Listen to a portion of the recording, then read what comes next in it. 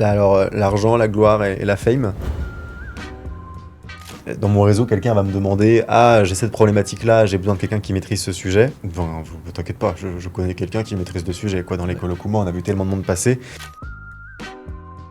Personnellement, aujourd'hui, moi, je suis à Bali, j'ai mon laptop, je suis allé travailler dans des cafés, etc. Je suis pas productif du tout. Mais moi, au premier abord, je dis non à tout. Non, ça non plus, ça m'intéresse pas. Ouais. Puis après, je cogite. Tu es un homme méprisant. Comment ça, moi, je fais 15 briques par mois et moi, je suis là en train d'installer des tapis de marche pendant que les types ils sont au téléphone en train de faire des clauses et tout. Je suis en mode... Spoiler alerte, on n'est pas du tout rentable. Bah écoutez, salut les gars, j'espère que vous allez bien. Très bien, ça très va bien. bien. Ça va bien. Et toi, tu vas bien? Ça va très très bien, ouais. Là, on est réunis tous les trois pour la première fois devant les caméras pour parler de notre petit bébé, là, juste ici. Uma, ça fait 3 mois. 3 mois qu'on bosse sur le sujet sérieusement. Grâce à toi, Thibaut, puisque début d'année 2025, tu étais là en train d'essayer de faire ta propagande pour nous dire venez, on fait ça, venez, on fait ça, on va le faire comme ci, comme ça. Puis moi, je t'écoutais avec les yeux plein de lumière, me dire c'est bien, Thibaut, mais fonce tout seul. Et puis 3 mois plus tard, non. Un mois plus tard. Un mois plus tard, On on se rappelle pour essayer de se dire ok, comment est-ce qu'on peut le faire, de quoi on a besoin pour le faire, de qui on a besoin pour le faire. de cette personne ici présente, Rémi. Et que merci à Rémi, quelque part, de nous avoir aidé à propulser ce projet-là aussi, quoi. Bon, après, merci à vous aussi de me le proposer, parce que moi, de base, j'investis beaucoup, donc c'est un projet qui me parle. Donc quand vous m'en avez parlé, forcément, moi, on peut faire de l'argent, c'est incroyable. Maintenant, on peut lier l'humain à l'argent. Là, c'est une aventure que je prends tous les jours. Et donc, merci à vous. Ce qui est marrant, c'est qu'effectivement, donc, bon, vous l'avez compris, du coup, Rémi finance Uma et permet à tout ça d'exister.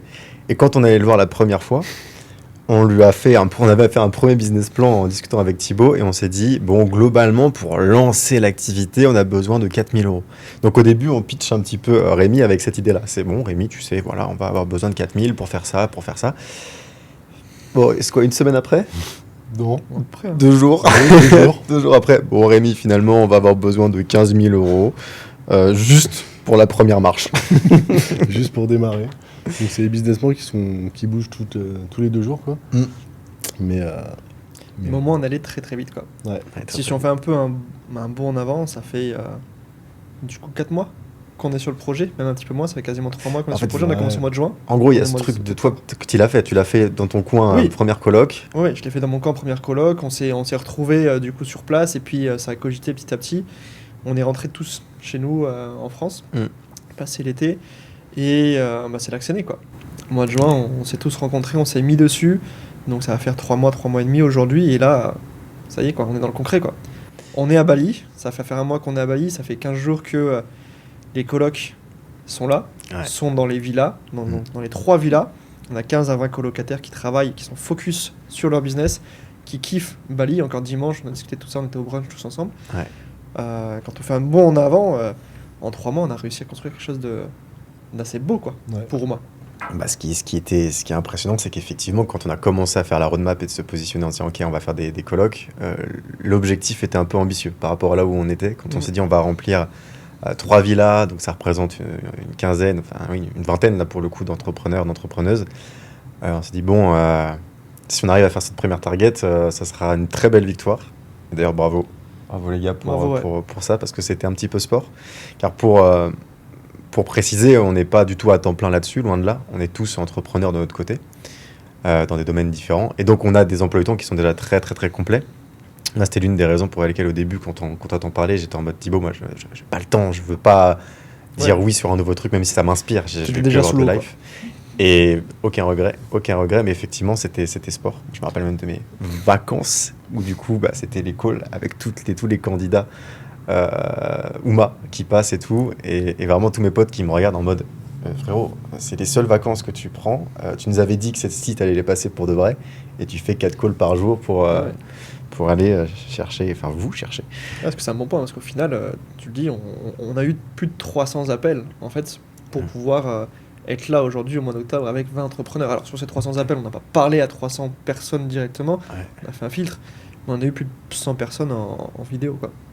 Ouais, Ouais. Et c'est pour plusieurs raisons, hein. Déjà parce qu'effectivement, il fallait trouver un petit peu notre cible et notre système d'acquisition pour avoir, pour cibler les bonnes personnes. C'était forcément la première étape. Puis également, le fait qu'on a un process de sélection qui est un peu carré, un peu carré, carrément carré même, dans le sens où tout ce qui va être les business un petit peu border, on va les refuser. Toutes les personnes qu'on sent pas non plus pour le vivre ensemble, on va les refuser également. Donc c'est plus... au début, justement, on pensait que ça allait être du closing, on en parlera parce que c'est ton métier par ailleurs, mais finalement c'est beaucoup plus du en fait selon la personne et selon son profil, c'est oui ou c'est non, parce qu'on voulait absolument pas que ça se passe mal sur place, donc on est très regardant en fait sur qui va rentrer. Donc oui, 15 personnes, une centaine de calls en visio et 300 prospects. Ouais. Voilà. Vous voyez à quoi nos vacances ont servi cet été, quoi. Mais tu le disais tout à l'heure, ça peut être intéressant justement quand on repart un petit peu à la base à dire qui est-ce qu'on est et du coup d'où on en est venu à créer ce business-là, quoi. Pourquoi ? Parce que oui, on est entrepreneur, mais pourquoi on a eu cette envie de créer ce business, quoi. Si tu veux commencer, ou Rémi. Alors, je peux commencer, mais la logique veut quand même que j'arrive après vous, parce que, mine de rien, c'est vous qui avez eu l'idée à la base de faire ça, parce que vous faites beaucoup de colocs, parce que moi, de base, l'humain, c'est pas forcément mon dada. Et donc, moi, j'arrive vraiment en second plan, même si je suis quand même une pierre assez importante au projet, comme vous l'avez compris. Moi, ma partie, c'est vraiment l'investissement et faire en sorte que Ooma puisse rouler, on puisse investir et payer tout ce qu'il y a à payer, que ce soit ce que vous voyez sur les réseaux, sur Instagram, sur Facebook, les publicités, mais aussi ce qui est derrière, parce qu'il y a énormément de choses derrière. C'est pas juste on loue une coloc et on vous appelle et on vous dit de venir. Il y a quand même beaucoup de choses à payer, donc c'est un peu tout ce côté-là que moi je gère. Sinon, pour ma partie, moi en perso, je fais du trading donc depuis plus de 11 ans maintenant, en fonds propres et en propre firme pour ceux que ça parle. Je suis dans l'immobilier depuis quasiment 8 ans en France uniquement. Alors on commence à revendre doucement parce que la France, quoi. Et ça loupe pas, hein, dans la France bientôt, elle va essayer de nous chercher même à l'étranger, donc bon, on va essayer de partir avant. Et dans l'e-commerce, le digital, depuis 3-4 ans, quand j'ai rencontré justement le grand monsieur à côté de moi, Hugo. Ça fait une super transition. Ouais. Donc effectivement, moi je suis initialement e-commerçant. E-commerçant depuis 6-7 ans. Dropshipper. Dropshipper, un vulgaire dropshipper au début. Parce que maintenant j'ai quand même basculé sur un modèle avec des marques, avec des stocks, des petits flyers dans mes petits colis. Tout est clean. Ça vient quand même de Chine, mais tout est clean. Et donc ça c'est ma première activité, ça tourne toujours. J'ai notamment une marque e-commerce qui tourne depuis longtemps. Et à côté de ça, je me suis spécialisé dans le media buying, notamment sur Meta. Et donc là, sur ça, j'accompagne des infopreneurs, des e-commerçants.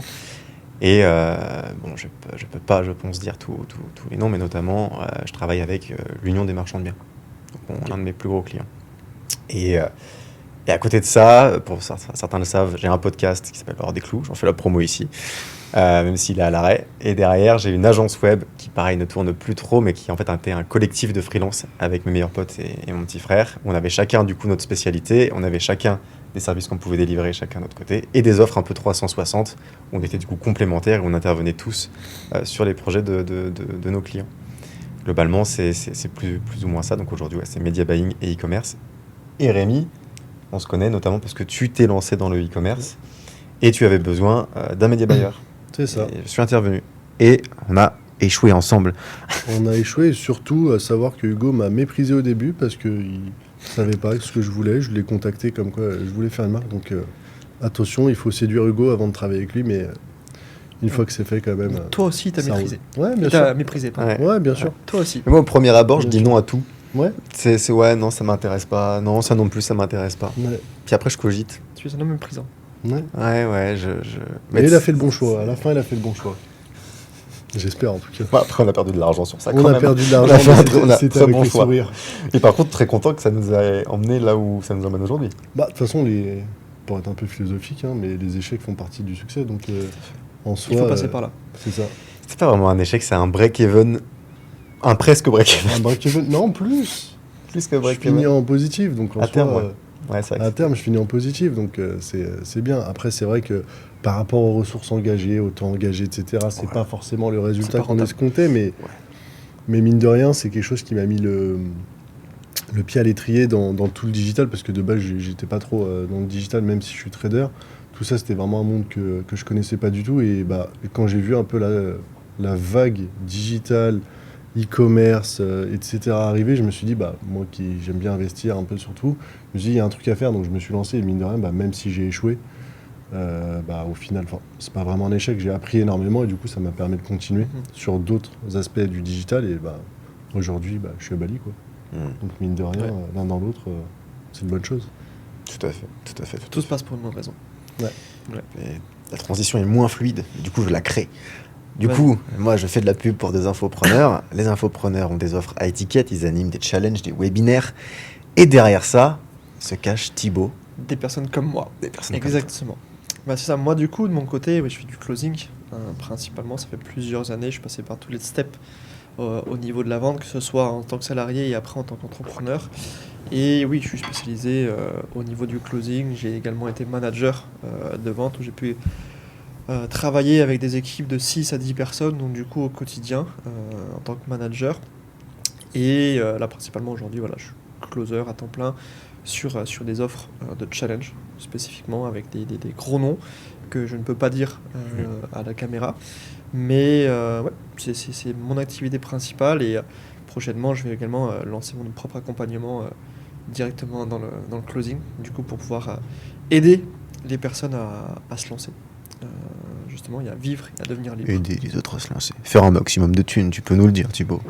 Ça va de soi. Ça va avec. Les aider tout en pouvant vivre de cette activité, quoi. Petite question d'ailleurs sur ça. Au niveau du closing, justement, est-ce que tu vois une différence entre le closing pour des offres à étiquette des infopreneurs et ce qu'on fait avec Ouma, à savoir du coup tous les calls qu'on a pu avoir avec tous les candidats? À 100%. Pour moi aujourd'hui, ce qu'on fait, c'est pas du closing. Alors, il y a une part où on reste entrepreneur, il y a toujours des peurs, etc. Quand on parle de notre clientèle. Et il faut parfois essayer de forcer un petit peu les choses pour leur faire comprendre que faut que tu prennes une décision, faut que tu y ailles. Ça va être bénéfique pour toi. Avance, continue. Parce que si tu restes tout le temps dans ton confort, malheureusement, on le sait, en tant qu'entrepreneur, on n'arrive pas à atteindre nos objectifs. Mais non, pour moi, c'est plus un échange, en fait, de comprendre qui est réellement la personne en face, quelles sont ses envies, qu'est-ce qu'il fait actuellement, et comment est-ce que nous, on peut l'accompagner d'un point A où il est actuellement vers l'atteinte de son objectif. Parce qu'il est là aujourd'hui, et nous, c'est pas un simple loyer qu'on vend, c'est un investissement pour lui et pour son business. Donc le but, c'est que oui, on va être plus cher qu'une chambre dans une maison lambda à Bali, mais on a tout ce côté-là autour qui va faire en sorte qu'on va plus loin et plus vite dans son business en étant bien entouré. Et ça, il faut comprendre comment est-ce qu'on peut l'accompagner et savoir si, oui ou non, il est le bon candidat et nous, on est la bonne structure. Et dans ce cas-là, lui proposer notre offre, quoi. Et c'est intéressant, du coup, c'est quoi les objections? Même si j'ai un élément de réponse, car j'ai pris les appels aussi, mais c'est quoi les objections ou les problématiques qui ressortent pour les personnes qui veulent candidater, étant donné que ceux qui regardent ce podcast, a priori, soit ils nous aiment beaucoup, soit ils sont intéressés de près ou de loin par ce qu'on propose chez Ouma. Peut-être qu'ils pourront s'identifier. C'est quoi qui ressort le plus souvent? L'objection principale, c'est comme pour tout, comme dans toute formation, comme dans tout concept, c'est le prix. C'est le prix. C'est le prix. Les gens ont peur tout de même d'investir aujourd'hui. C'est quelque chose qui est compliqué, en tout cas, on le voit dans les entrepreneurs qui débutent aussi, ou dans les entrepreneurs qui sont en train de se développer. C'est compliqué d'investir et on a du mal à percevoir justement cette valeur qu'on peut avoir en investissant dans une colocation comme moi. Plutôt un séminaire, j'ai envie de dire, c'est pas ça une simple colocation, c'est vraiment un séminaire où tu vas aller de l'avant, comme je disais tout à l'heure. Et ouais, c'est le frein principal. D'ailleurs, c'est une vraie question que j'aimerais bien poser à l'audience, à la communauté, parce qu'effectivement, aujourd'hui, on appelle ça des colocations d'entrepreneurs. Est-ce que c'est plutôt des immersions? Est-ce que c'est des séminaires? Parce qu'on sait qu'on a pas mal de personnes aussi qui pensent qu'on fait du long terme, ce qu'on fait pas. En fait, c'est des immersions d'un mois, donc vivre en colocation pendant un mois. Curieux de savoir ce que ça vous inspire. Est-ce que pour vous, colocation, ça vous inspire du long terme, ou est-ce que vous comprenez l'idée, colocation d'entrepreneur à Bali, est-ce que directement vous dites c'est 6 mois, 1 an, ou est-ce que ça peut être une semaine, un mois, quoi. Parce qu'effectivement, nous, en fait, la proposition de valeur, c'est de vivre en immersion pendant un mois avec des infopreneurs, avec des entrepreneurs, avec des gens qui vous ressemblent, qui ont les mêmes enjeux, les mêmes problématiques, avec qui vous pouvez partager donc des informations, des clients, des partenaires. Et donc, ouais, finalement, c'est peut-être immersion, le terme le plus adapté. C'est ça, parce qu'en fait, dans une colocation de base, on ne sait pas sur qui on va tomber. Ça peut être une très bonne surprise comme une mauvaise surprise. Là, entre guillemets, en choisissant Oma, on sait que déjà les 4 autres entrepreneurs, parce qu'en général, c'est des colocations de 5 pour l'instant, peut-être qu'en 2026, ce sera des plus grandes, mais au moins, on est sûr que les 4 autres personnes, au minimum, sont des entrepreneurs. Donc, on sait qu'ils sont déjà dans le même mindset, dans le même focus. Et donc, factuellement, si on vient là pour bosser, on sait qu'on va être dans un environnement qui est largement mieux qu'une colocation de base. Donc c'est vrai que le mot colocation peut amener un petit peu de trouble en mode c'est une colocation quoi. Ouais mais non, il y a un gros travail de filtre qui est effectué par Thibaut et Hugo à la base pour justement permettre d'avoir entre guillemets les meilleurs profils. Alors forcément, ils ne peuvent pas tout savoir en amont, juste avec des visios, mais pour l'instant, le travail est effectué avec un grand succès, parce qu'au final, c'est une très grande réussite pour l'instant, octobre. Tout le monde est content, tout le monde fait des synergies de dingue, ils synergisent ensemble, ils s'associent ensemble, ils font énormément de choses ensemble. Donc vraiment, Oma, c'est pas juste une colocation, c'est pour ça que même le mot, comme tu disais, séminaire, etc., c'est un peu mieux, parce que c'est plus vraiment une immersion entre entrepreneurs pour se tirer vers le haut, ou comme on aime bien dire... un colocataire peut devenir un associé, peut devenir un partenaire, peut devenir un client aussi, un prospect, parce que des fois on a besoin de quelque chose, on a besoin d'un photographe, l'autre il est photographe, j'avais besoin de média buyer pour lancer mon truc, tac, il y a un média buyer. Et ce qui est bien aussi à Oma, c'est, on le dit peut-être pas assez, mais il y a la colocation qu'on prend, donc entre guillemets dans notre villa, mais on fait en sorte que toutes les villas connectent. Donc ça veut dire qu'on est tout de suite en rapport avec les autres villas, donc on évite dans des événements, on est 5, on est 10, on est 15, on est 20, on fait très souvent des portes ouvertes, donc il y a aussi toutes les autres personnes extérieures qui peuvent être, mais tout le temps filtrées sur l'entrepreneuriat, ce qui permet vraiment d'avoir une offre qui est exclusive à l'entrepreneuriat. Donc quand on vient chez Oma, c'est que vraiment on veut propulser son business, c'est pas juste je viens dormir un mois dans une belle villa. Le but n'est pas là. Alors peut-être qu'il y en a qui passeront dans les mailles du filet pour justement profiter d'une magnifique villa, comme vous pouvez voir sur le site, à des prix quand même qui sont assez raisonnables, mais en général c'est uniquement des entrepreneurs pour vraiment avoir ce côté mindset, focus, etc. Donc ça c'est vraiment le gros point moi.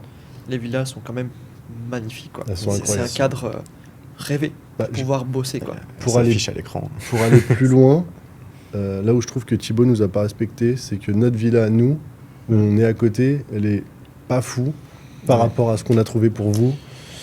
Mais bon, on a mis tout le paquet. Il a une priorité quoi. On a mis tout le paquet sur vous et Rémi à un moment donné malheureusement a dit calmons-nous. On a demandé 15K à la fin. Il fallait en demander 17 si on voulait une villa un peu plus sympa pour nous et bon, c'est pas passé. Mettez dans les commentaires Rémi met plus d'argent. Si jamais il y a 10 000 likes sur cette vidéo, Rémi investit 100 000. On a besoin de plus. Alors après, si vous voulez participer également, pour prendre les parts de Rémi. C'est le sujet du podcast en fait. Comment évincer c'est une levée de fonds. C'est une levée de fonds et... Non, t'évincer serait pas une bonne décision, je pense, parce que au-delà d'un investisseur, je trouve que tu es très impliqué dans le projet pour avoir essayé de monter d'autres projets aussi, en e-commerce, en formation, etc., avec d'autres personnes qui n'étaient pas forcément qu'investisseurs, mais je trouve que tu es très investi dans le projet et tu n'as pas juste cette casquette-là où on voit que c'est quelque chose qui te parle et c'est super important pour nous parce qu'on a vraiment toute cette envie de développer Oma et tu as une grosse implication, que ce soit sur l'immobilier, que ce soit sur la gestion, que ce soit sur comment est-ce qu'on met en place les choses, etc. En fait, déjà je suis super investi parce que j'adore le projet et surtout que en fait, ma position de base elle est assez dure parce que d'habitude je suis l'inverse, je suis très très proactif, j'investis, tu vois, par exemple dans l'IMO, je suis sur le terrain, etc. Et dans les autres petits projets à côté aussi. Et là, en fait, c'était dur parce que c'est à Bali, donc c'est à l'opposé de la planète pour moi, entre guillemets. Donc, savoir, entre guillemets, que j'ai investi dans quelque chose où je ne gère pas du tout, où je ne suis pas forcément le plus à l'aise, par exemple, tout ce qui est call, closing, etc., c'est pas mon dada, donc je vais faire perdre du lead, donc je préfère vous laisser gérer. Parler avec les humains, etc., c'est beaucoup plus votre cœur de métier, donc vous êtes beaucoup plus à l'aise, même si je dois le faire pour sortir de ma zone de confort. C'est très particulier comme position et c'est la première fois que je fais ça aussi, de vraiment déléguer quasiment énormément du taf à d'autres personnes et en sachant que c'est mon petit bébé, donc c'est particulier. Mais sinon, ouais, je reste super investi parce que j'adore le truc et je suis force de proposition sur quasiment tout. Même sur les domaines que je maîtrise pas, par exemple sur les publicités et tout, que c'est Hugo qui gère le media buying. Je suis force de proposition sur est-ce qu'on pourrait pas penser comme ci, comme ça, etc. Parce que je me dis que en ayant un œil complètement extérieur et différent, je peux peut-être apporter entre guillemets une petite pierre à l'édifice sur le côté. Voilà, moi je le vois comme ça et vous l'auriez pas vu comme ça peut-être parce que. Alors, des fois je dis de la merde, ça c'est sûr certain. Ça même souvent. Souvent très tard le soir dans la villa, c'est de la merde qui sort. Mais une discussion un petit peu enfantine quoi. Leur sujet, mais je te rassure, on sort nous aussi de notre zone de confort. Hein. Oui, non, bien sûr. Avec Hugo, je pense qu'on sort tous dans cette aventure-là de notre zone de confort. Alors oui, on aime l'humain, on a créé ça pour ça aujourd'hui, pour pouvoir aider les autres, mais voilà, au bout de quelques jours à parler avec beaucoup de personnes, ça reste compliqué pour nous aussi, hein, et je pense pour tous, hein, et on sort tous de là. C'est vrai que les batteries sont sur ça, elles étaient un peu à plat les premiers jours, il fallait accueillir tout le monde, et en fait c'est beau, c'est très intense parce que vous êtes tous très intéressants, et c'est pour ça qu'on vous a sélectionné, c'est pour ça que vous êtes là. Mais le fait de devoir enchaîner des conversations de 15 minutes qui sont très intenses, où il y a beaucoup d'informations, et on a envie de prendre le temps, mais à côté, il faut accueillir les autres, à côté, il faut surveiller que tout se passe bien, etc., passer de villa en villa. En fait, tu te rends compte à la fin que tu as parlé avec 20 personnes, que tu as fait ça super vite, et que tu n'es pas allé au bout de chaque conversation, alors qu'elles étaient intéressantes, et toi, par contre, à côté, tu es à plat, quoi. Pour avoir des conversations, après, tu es... Arrêtez de me parler, j'ai entendu trop de choses aujourd'hui. Ouais, c'est clair. C'est pas évident. Alors que pourtant, effectivement, à la base, on adore ça. Enfin, moi, j'adore ça. Mais je réalise que la petite frustration, c'est de ne pas pouvoir aller au fond des conversations. Et peut-être qu'aujourd'hui, il y a aussi une petite distance entre nous et les candidats parce que justement, on est positionné comme les trucs moi. Et donc, on voit aussi donc, dans les colocations, eux, ils créent des liens un peu puissants parce qu'ils ont le temps, ils vivent ensemble. Et nous, vu qu'on court un peu partout, on est en surface. Bon, il y a quelques exceptions, mais c'est vrai qu'on a une petite distance. Je ne sais pas comment vous le ressentez, mais il y a une petite distance quand même avec chaque personne. Alors qu'en temps normal, et c'est aussi pour ça qu'on l'a créé, quand on est dans les colocations nous-mêmes, et sur les premières qu'on a faites, c'était ça, on pouvait connecter réellement avec les personnes et se rapprocher d'un peu dans créer une relation plus profonde, quoi, un truc un peu plus intime. C'est un très bon lien que tu fais. Justement, il y a une question qui me vient en tête, ça peut être intéressant, je pense que vous voulez le savoir aussi, c'est pourquoi en fait est-ce qu'on a voulu créer Ooma, quoi. D'où nous a décidé, pourquoi on a décidé de proposer justement ces immersions d'entrepreneurs à tout le monde, quoi. Alors, l'argent, la gloire et la fame. Oui, ça, c'est ce qu'on garde pour nous. Après, face aux caméras, malheureusement... On coupera. Cut. Non, ouais.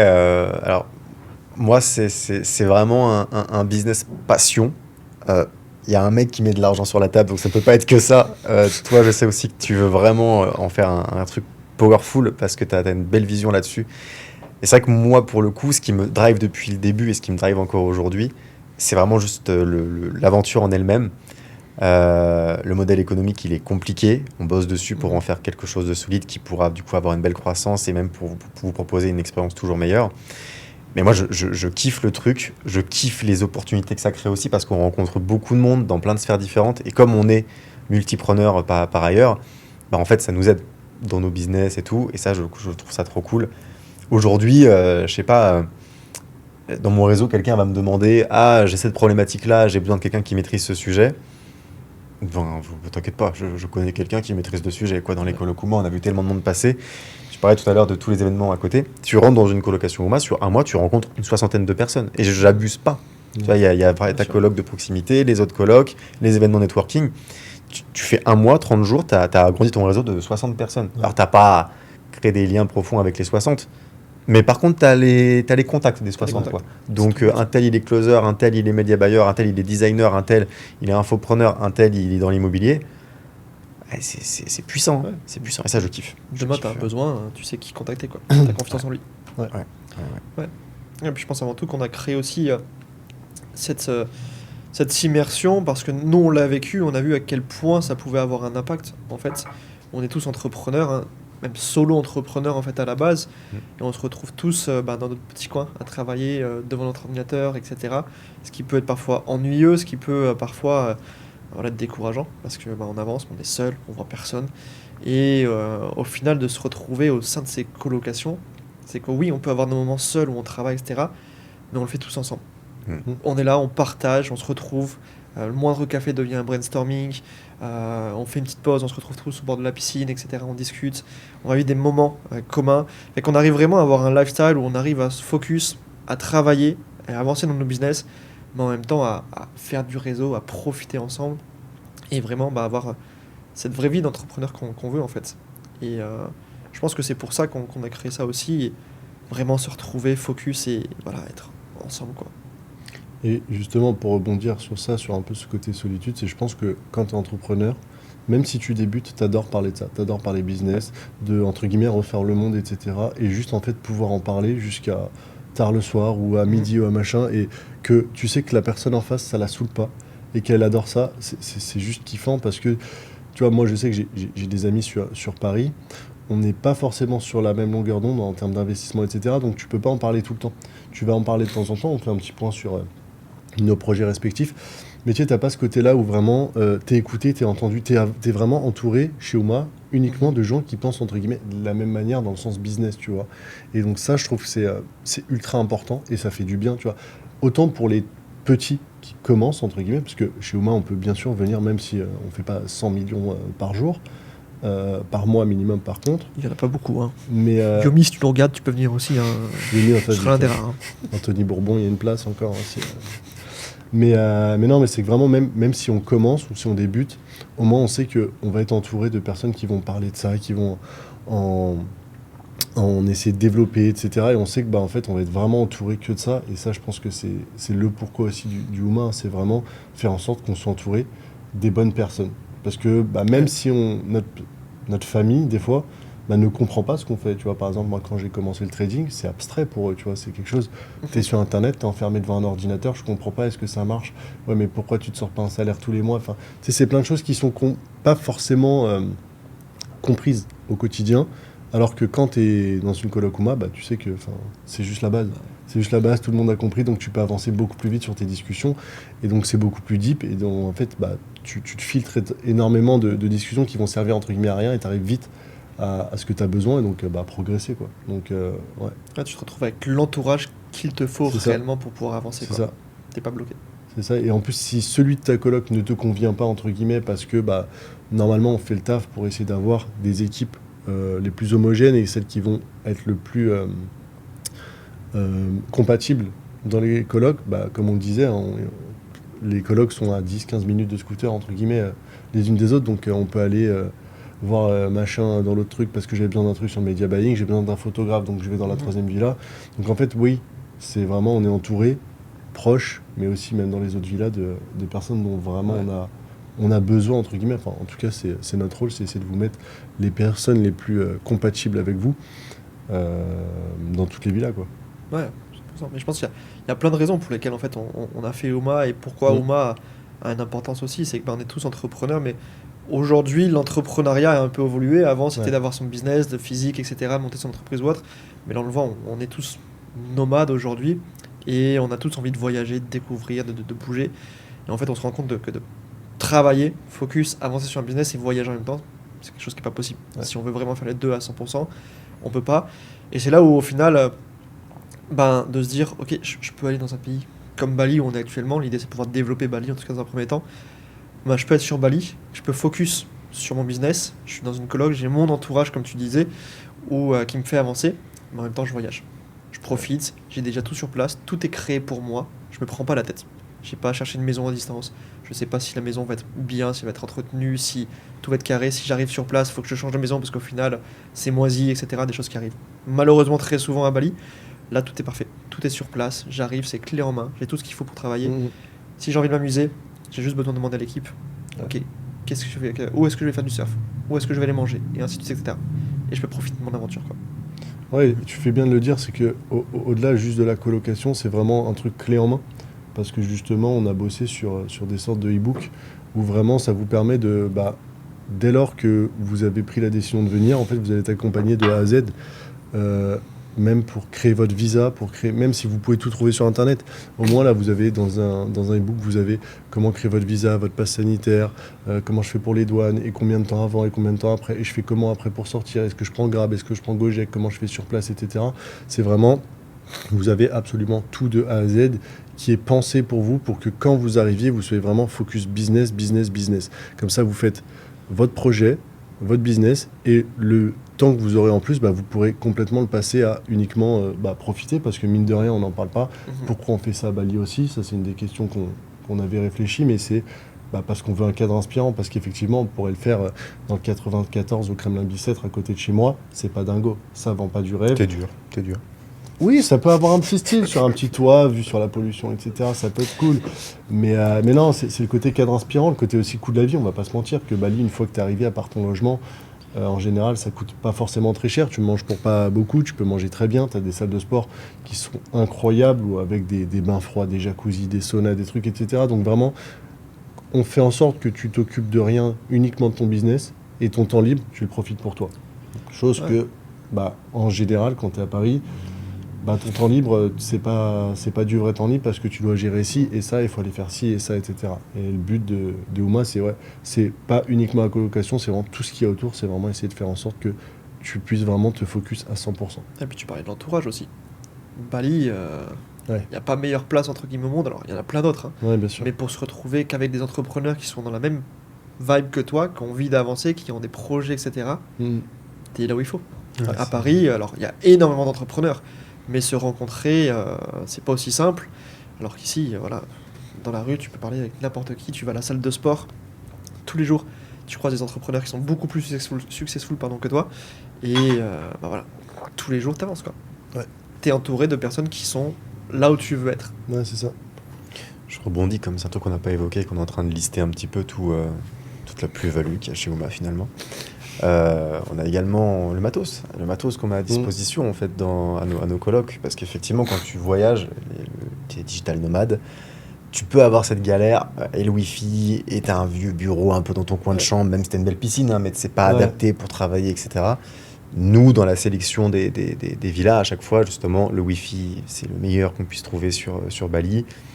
Et on met à disposition du matériel informatique, donc des écrans, des bureaux, tapis de marche. Si vous êtes créateur de contenu, pareil, on peut vous trouver des trépieds, des lights, des caméras. Enfin, l'idée, vous l'avez déjà évoqué, mais c'est vraiment le côté tout en un. C'est vous arrivez, vous êtes là pour être productif, faire du réseau, avancer sur votre business. Tout à l'heure, tu évoquais un petit peu, effectivement, l'une des contraintes, l'une des objections, c'est le prix, parce qu'effectivement, c'est un investissement. Mais en fait, et tous les colocataires qui sont là actuellement peuvent le dire, le retour sur investissement est vraiment au rendez-vous. Enfin, il n'y a vraiment pas de doute là-dessus.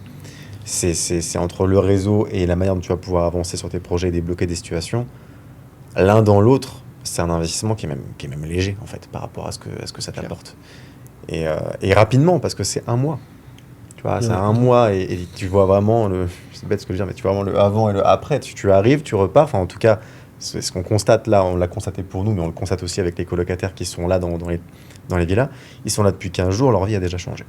Actuellement. Ouais. Tu parles tu rebondis sur l'investissement et c'est intéressant. C'est vrai que moi je le vois en termes de productivité, c'est complètement différent. Alors c'est personnel, mais je pense que tout le monde est différent. Il y en a qui préfèrent travailler de notre façon, mais personnellement aujourd'hui, moi je suis à Bali, j'ai mon laptop, aller travailler dans des cafés, etc. Je suis pas productif du tout. Il y a du passage, il y a du monde partout, il y a du bruit, etc. T'as la piscine juste devant qui te tente. Alors dans la villa aussi, il y a des piscines magnifiques. Mais t'es tout le temps en train de bouger, etc. Il faut que tu commandes pour pouvoir rester, etc. Bref, t'as ton petit écran. Personnellement, je trouve que t'es pas productif pour pouvoir vraiment te focus et travailler sur tes projets.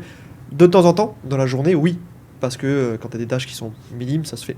Mais au final, quand t'arrives dans une villa qui certes, oui, est plus cher que si tu vas prendre une guest house à Bali et que tu vas aller travailler de café en café tous les jours, dans une villa, oui, c'est un coût, certes, mais tu as ton espace. Tu peux avoir ta routine. Tu as vraiment ton cadre pour pouvoir travailler, comme tu disais, où tu as ton bureau. Moi, je sais qu'aujourd'hui, travailler sans grand écran, je travaille pas de la même façon. J'ai mon écran, j'ai ma chaise, etc. Je suis dans le confort pour pouvoir travailler. J'ai mon tapis de marche si j'ai envie de marcher pour faire mes 10 000 pas par jour, chose qui est très à la mode aujourd'hui. Mais il y a tout ce qu'il faut pour pouvoir se focus et travailler, quoi. Et au final, la productivité, elle est comme ça, quoi. Ouais. Et une fois que tu as fait toutes tes tâches, tu descends, tu vas dans le salon, tu parles avec tes colocs, tu travailles un petit peu ensemble. Ah ok, j'ai eu telle idée. Hop, parfait, ça discute. Le lendemain matin, tu la mets en place. Et ainsi de suite, quoi. La productivité, elle est complètement différente, quoi. Donc, rien que l'investissement vaut la peine, quoi. Parce que c'est pas juste la coloc, encore une fois, c'est vraiment tout un écosystème. Et c'est ça qui fait que c'est incroyable. Et comme tu disais, par rapport à t'es pas focus dans un cowork, etc., c'est ce qu'on m'a dit, moi, parce que moi, c'était la première fois que je viens sur Bali.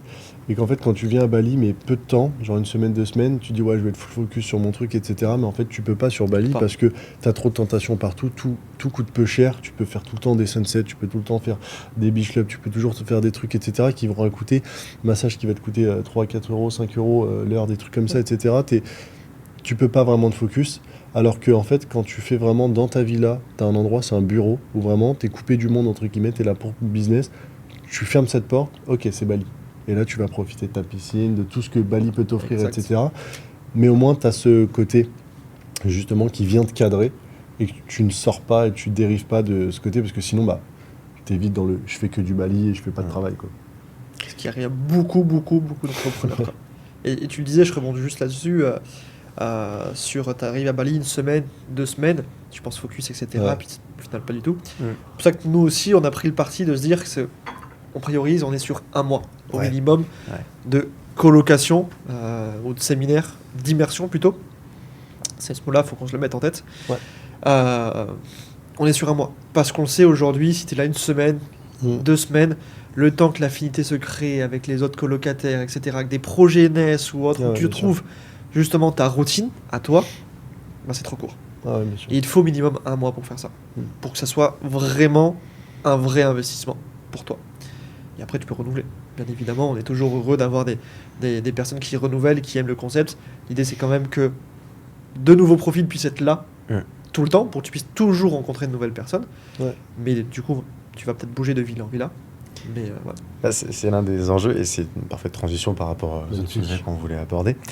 Sur donc, cette première édition et les retours d'expérience qu'on en a. Effectivement, des gens qui veulent prolonger, vous savez, sans surprise, l'expérience elle est incroyable. Les gens, ils arrivent, ils découvrent ça et ils veulent rester. Bon, jusque-là, tout va bien. Et nous, l'une des problématiques qu'on rencontre aujourd'hui, c'est que par exemple, il y a une colocation où ils s'entendent tellement bien qu'ils sont prêts à réitérer l'expérience, mais à nouveau tous ensemble. Et nous, c'est l'un des enjeux, c'est que certains qui nous ont eu en call le savent.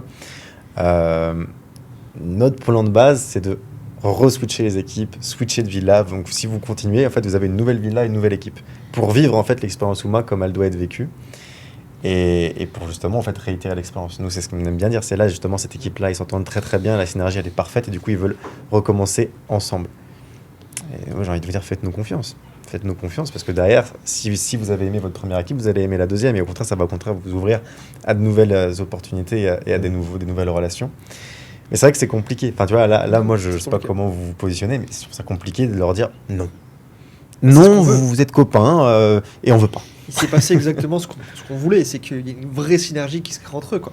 Là, ils s'entendent tous très bien, on les voit, on passe. Tu vois, un de nos colocataires a mis son grand écran justement dans le salon pour pouvoir travailler avec tout le monde, etc. Ils sont d'ailleurs tous jaloux parce que c'est le seul à avoir une chaise, les autres l'ont pas commandé. Mais voilà, tout le monde partage. Tout le monde est là au milieu, s'entraide, etc. Travaille ensemble. Il y a une vraie synergie. Ils vont soirée ensemble, ils vont au sport ensemble. Ils font tout ensemble au final. Et c'est ce qu'on a créé. C'est beau, je suis ému, ça me touche. Mais comme tu le disais, il y a cette contrainte. On aimerait pouvoir justement créer ça à chaque session et il faut que ça puisse bouger entre les villas. Non, parce qu'en soi, il a raison, c'est dur pour nous, entre guillemets, mais en soi, c'est exactement pourquoi Uma a été créé. C'est prendre 5, en l'occurrence, il y a un couple, donc 6, mais personnes qui se connaissent ni d'Adam ni d'Ève, et en même pas 15 jours, là, finalement. Tu rentres dans la villa, t'as l'impression que c'est une bande de potes qui se connaissent depuis 10 ans, quoi. Exactement. Et c'est exactement ça, Uma. Et c'est que, ok, c'est une bande de potes, ils sortent, ils s'amusent, etc., mais ils bossent. Ils bossent. Ils ont même fait, si je dis pas de bêtises, avec des voisins, ils ont bossé avec des voisins. Du business avec les voisins. Du business avec les voisins. Donc c'est pour dire que vraiment, c'est ce pourquoi Uma est créé. Maintenant, c'est dommage, entre guillemets, pour nous, dans le sens où, si ils veulent de leur côté, tant mieux pour eux aussi. On va pas être défaitistes là-dessus. Et c'est le but aussi. Les gens vont pas rester chez Uma 150 ans. Le but, c'est vrai que ça pourrait être pour eux intéressant peut-être de reprolonger et de se dispatcher un petit peu parce que ils restent sur l'île, ils seront toujours à 15 minutes de scooter, ils pourront toujours se retrouver. Par contre, dans chaque villa, il y aura peut-être 2-3 personnes supplémentaires, ça ferait encore un plus gros groupe. Et donc, eux auraient encore des entrepreneurs en plus à côté. Donc, je pense que c'est un mal pour un bien et je pense que moi, je vois quand même le côté ultra positif du truc, c'est que c'est notre première édition. On ne pensait pas avoir ça. On a des gens qui veulent reconduire. On a des gens qui sont, on a l'impression, amis depuis 10 ans. Pour moi, ce point négatif est un gros succès en soi. Un gros succès, je suis très content. Ouais, c'est le gros succès. Et puis, ils sont amis et demain, tu vois, ils sont plus avec moi, etc. Mais ils vivent tous aux 15 coins du monde. Ouais. Ils vont se dire, ah, putain, moi j'ai lancé ma formation, etc. J'ai besoin d'un closer, j'ai été closer. C'est ça. J'ai confiance en toi. Viens, travaille avec moi, quoi. Exactement. Et c'est toute cette synergie qu'on va réussir à créer où en fait, tous les colocataires Ouma, demain, vont pouvoir travailler ensemble, quoi. S'ils le veulent. Ouais, bien sûr. Vous avez d'autres retours sur cette On première a édition? créé le nouveau Malte. Le nouveau Malte. Ça de va être un l'entrepreneuriat. on en fait un short, Le nouveau Malte. Malte, t'as qu'à bien se tenir. Gratuit. Mais réellement, au-delà du fait c'est un truc qu'on voit dans cette villa, mais ça c'est un point de moi qu'on ne parle pas assez, c'est que tous les gens qui passent, à terme en fait, pour parler de Malte un peu, le but est que sur le site et quand vous rejoignez Ouma, vous ayez accès en fait au catalogue de toutes les personnes qui sont passées, avec leurs contacts, avec ce qu'ils font, leur chiffre d'affaires, s'ils veulent bien les donner en live, pour qu'en fait, quand vous rejoignez Ouma, vous avez vos colocs, les autres colocs autour, plus en plus, à côté de ça, une liste, entre guillemets, infinie de toutes les personnes qui sont passées de réseaux, d'entrepreneurs qui font du trading, de l'immobilier, du media buying, du closing, peu importe ce qu'ils ont fait. Comme ça, en fait, vous pouvez venir. Donc, vous avez toutes vos villas, plus piocher sur ce site, enfin sur le site. Vraiment, voilà, moi j'ai besoin d'un photographe. Ok, lui il est passé. Je peux peut-être avoir plus confiance parce qu'il est venu chez Ouma. On veut essayer d'être une sorte de gage de qualité parce que si nous, il est venu chez Ouma, c'est qu'il a été filtré avant. Et si on le met sur le site, c'est que pour nous, c'est une bonne personne. Alors, après son travail, vous verrez avec lui, etc. Mais ce côté, au moins, on va pas chercher sur Internet photographe, etc. Au moins, là, on a une sorte de sécurité. Et du coup, ça vous fera, vous, si vous venez chez Ouma, de la publicité, entre guillemets, gratuite. Comme ça, vous êtes visible sur le site. Et en plus, vous avez aussi le côté, ça me fait un réseau supplémentaire. C'est-à-dire que je peux prendre tous les numéros de tous les gens qui sont déjà passés, avec ce qu'ils font, leurs capacités, etc. Donc, on rigole on veut être le Malte, etc. Mais à terme, si on peut être un hub d'entrepreneurs vraiment sur un réseau, carrément, quoi. C'est un vrai réseau d'entrepreneurs de confiance, quoi. C'est je sais que s'il est passé chez Ouma, c'est que la personne, tu peux avoir confiance en elle. Ça a été filtré, ouais. Ça a été filtré, c'est des personnes qui ont vécu la même expérience que toi, qui sont là dans le même but que toi, qui sont à la même position, qui sont en avance sur toi, ou peut-être un peu en recul, mais qui veulent avoir ta position. Et ouais, tu sais que si tu vas travailler avec lui, il n'y aura pas de problème, quoi. On a un réseau de fous. Est-ce qu'on peut leur donner un peu du croustillant plutôt là, on leur donne de la valeur, on leur explique un petit peu c'est quoi le concept. Est-ce qu'on a des choses un peu croustillantes pour des petites anecdotes par-ci par-là, de choses qui se sont produites depuis 15 jours? Est-ce qu'il y a des choses qui vous viennent à l'esprit? Moi, je me rappelle notre première soirée de dépôt de matériel. Assez épique. Assez épique. On apprend beaucoup. Sur cette première édition, nous aussi. Et ouais. On est entrepreneurs, mais tu le disais tout à l'heure, on fait des échecs. Alors, c'est pas un échec, mais il y a plein de petites coquilles qui font que on apprend beaucoup. On fait des erreurs. On a nos partenaires sur place pour le matériel informatique. Et en fait, il faut l'installer dans les villas, le matériel, parce que selon les personnes qui sont là... Je te coupe, mais est-ce qu'on publie son nom ou pas? Est-ce qu'on publie son nom? Allez, on va lui faire ce cadeau. On va pas le faire. pas vu comment ça s'est passé. et donc, il devait arriver à 8h, mettre le matériel informatique dans les chambres avant que les colocs arrivent. 8h du matin. 8h du matin, tout à fait. Et ils sont arrivés à 8h du soir. C'est pour ça. Donc forcément, nous, tout du long de la journée, on a envie que les choses soient parfaites. Donc on s'énerve un peu avec eux. On dit attendez. On a une réputation, on veut faire les choses bien, on veut que les gens arrivent, que tout soit déjà en place, etc. Le ton monte. Bon, résultat, quand ils arrivent, le conflit est déjà plus ou moins installé. Et en fait, ils nous ont littéralement déposé tout le matos. On a 4 villas. Ils ont déposé tout le matos à une villa. Et on a dû du coup installer nous-mêmes tout le matériel dans chaque chambre. On a fait de la manutention. Puis après, on a dû envoyer des camions tac tac, appeler des camions. Alors heureusement, c'est magique, cette île est magique. On a un service vraiment pour commander un camion dans la foulée et ça arrive et dans les 5 minutes tu envoies, donc heureusement. Mais après on a dû envoyer donc des camions à toutes les autres villas pour le matériel, etc. La première journée, on a fini à quoi, minuit, 1h? Ouais. Minuit, 1h, en sueur, surtout moi. J'étais en nage d'installer le matériel et tout, j'en pouvais plus. Ce t-shirt était noir. Ouais, tout à fait. Ouais. Un peu plus vert foncé. Ouais. Et c'était... Après, j'en garde un bon souvenir avec le recul. Ouais. Oui. Mais sur le moment, je me suis dit, mais quelle galère. Puis pour qui on passe, quoi. Parce qu'on a l'impression d'être, comme je disais, des manutentionnaires, quoi. Ouais, bah ouais. On fait juste gérer le matériel pour les autres, etc. On te le pose. Excuse-moi, je te dérange. Toi, t'es en train de travailler. Et on se dit, ouais, c'est pas ça qu'on veut mettre en place. Nous, on n'est pas fait pour faire ça, quoi. Ah, moi, j'avais un feeling de moins 10 000 d'aura. Tu sais. J'étais vraiment en mode, Ouais, mais attends, qu'est-ce que c'est que ce bordel? Tu sais, c'est vraiment le truc. Alors, ça va être hyper prétentieux et tout, mais c'est vraiment le truc de comment ça, moi, je fais 15 briques par mois et moi, je suis là en train d'installer des tapis de marche pendant que les types ils sont au téléphone en train de faire des clauses et tout. Je suis en mode, mais dans quel business est-ce que je me suis lancé là? Mais c'est bon, tu vois. Moi, je me disais, c'est parce que, en fait, on aura tout vu de ce business-là. On sera passé partout et quand demain, justement, on aura des personnes, tu vois, si on est en train de justement recruter des personnes pour pouvoir faire vivre l'expérience sur l'île, ben, on saura par quoi elle passe, on saura comment lui faire éviter ces erreurs-là. On aura tout vu du business. Et je pense que c'est super important. Si on veut vraiment que ça fonctionne, on est obligé de tout faire. Bah, c'est comme dans tous les corps de métier en vrai. Tu délègues entre guillemets une tâche que tu sais faire. Bon, alors, des toutes petites tâches, des fois, c'est rien, mais là au moins, vous savez que quand ils vous disent bah, on vous livre comme ça, etc., c'est pas non plus le truc le plus simple au monde, tu vois. Ouais. Donc maintenant, on sait que, ok, s'ils livrent un peu plus tard, on sait pourquoi. Si ça met un peu plus de temps, on sait pourquoi, tu vois. Donc en vrai, c'est comme d'hab, hein, c'est un mal pour un bien, mais j'avoue que j'étais pas là, donc moi, je l'ai bien vécu. Il l'a fait T'aurais exprès. pu porter une caméra. On n'a pas d'image. On n'a pas Moi, je d'image l'ai de bien tout ça. vécu, mais C'est dommage. ça avait l'air chaud. Ça avait Ah bon. l'air chaud. C'était Nous, on trop était bien. bien au soleil quand toi, t'étais à Paris. C'est vrai que j'étais sous en 5 degrés, petit quoi. pilou, il faisait moins 4 degrés déjà. Ouais, c'est vrai que c'était une belle soirée quand même avec Mais bon, ce foutu tableau blanc. ah ouais, le tableau blanc arrivé tout neuf, tout emballé. On a Chaque dû enlever le plastique sur chaque petit bout. Il nous a pris 30 minutes après. 30 minutes. Ah putain, quelle Ouais. galère. Mais au final, on a eu des bonnes surprises aussi parce que bah, on nous a remerciés comme pas possible, quoi. Ouais, bien sûr. Ils ont vu comment c'est démené pour eux, justement, pour que tout soit parfait. C'est ça, Oma, hein, c'est Mm. comme on le disait, t'arrives, tout est clé en main. Mm. Tu n'as rien à faire. Tu poses tes valises, tu bosses. C'est clair. Et on nous a remerciés parce que voilà, vraiment tout était parfait, quoi.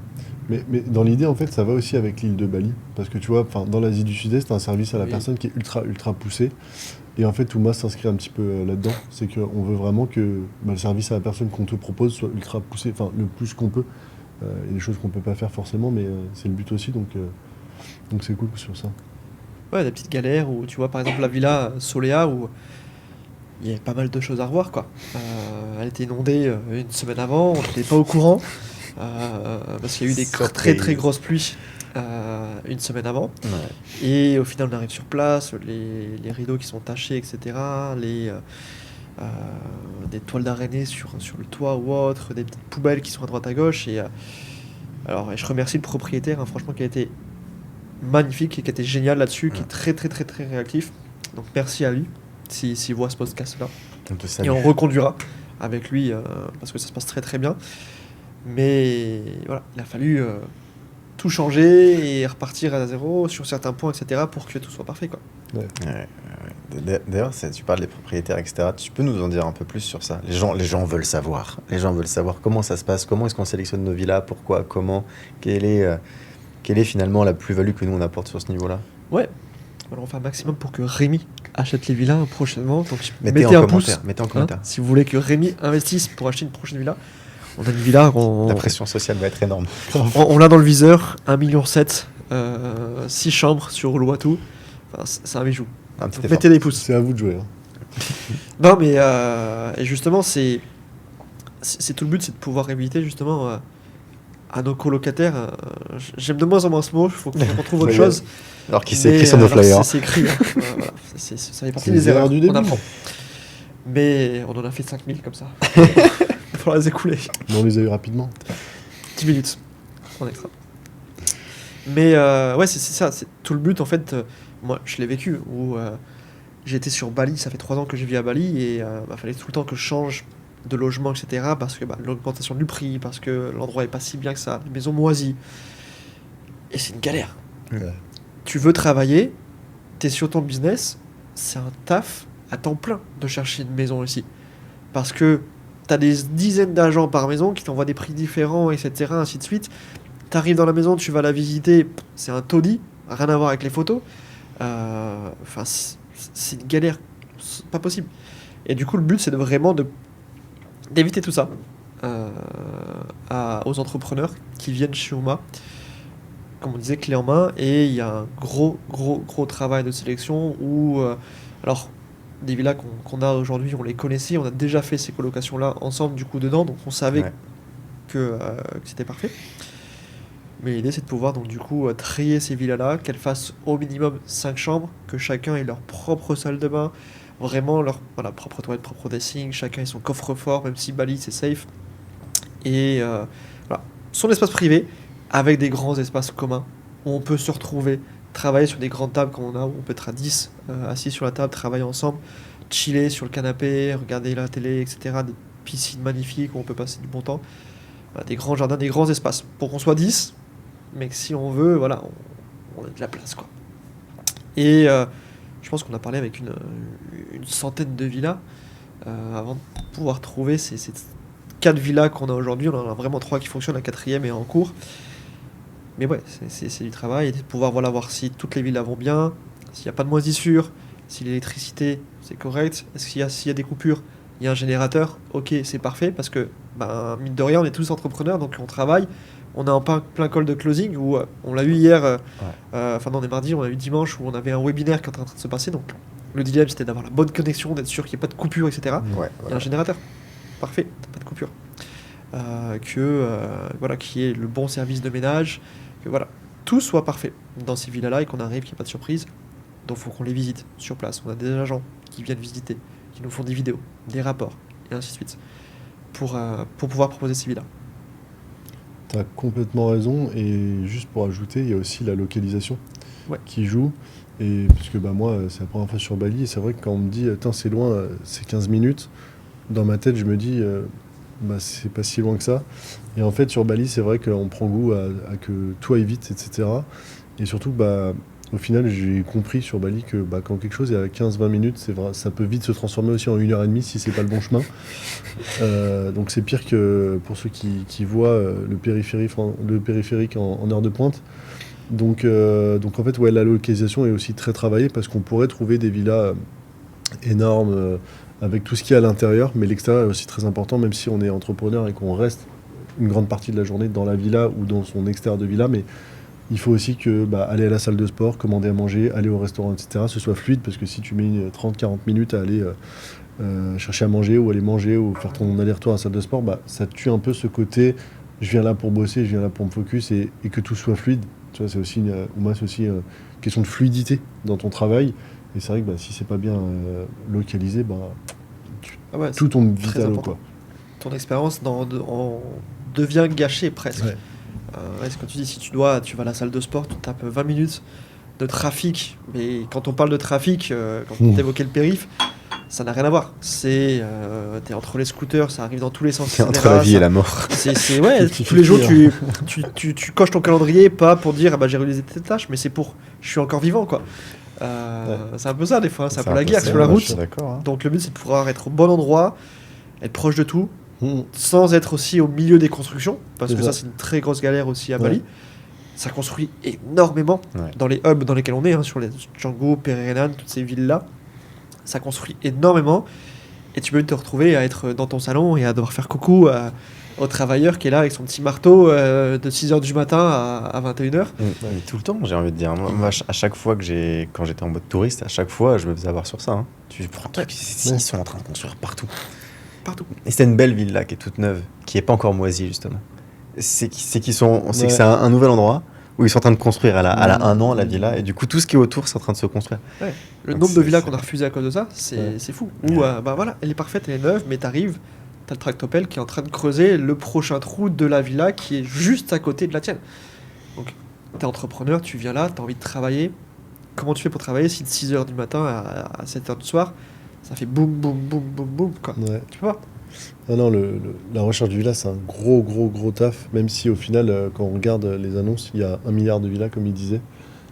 Trouver une bonne vraie villa pour entrepreneurs, c'est vraiment pas simple. Et surtout que après, il y a la visite, etc. Il y a aussi une négociation de prix, hein, même si, parce que ça joue, pour vous proposer des prix attractifs. Parce que si pour vous proposer une chambre à 7 000 euros, je pense que ça fait pas forcément sens. Non. Donc, encore que, avec toute la valeur qu'il y a chez Uma. C'est vrai.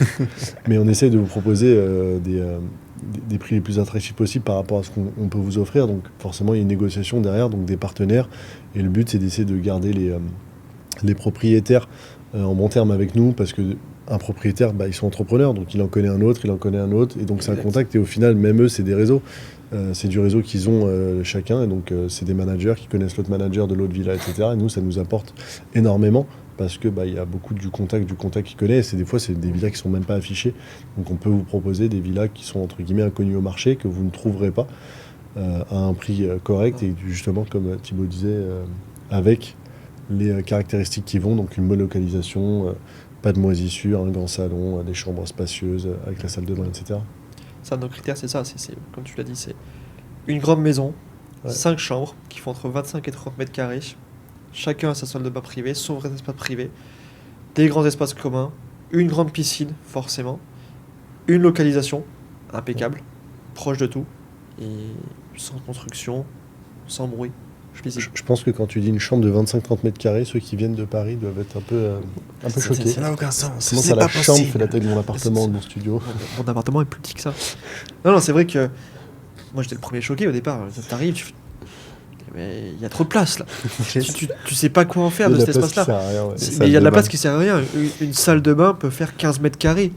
Et tu te dis, à un moment donné, c'est inutile quoi. Ouais. Quand il faut que tu fasses 50 pas pour aller jusqu'à ton lit, c'est fatigant. Hein. Mais c'est bon, c'est un confort auquel on s'habitue. C'est dur quand tu reviens. Des mauvais côtés.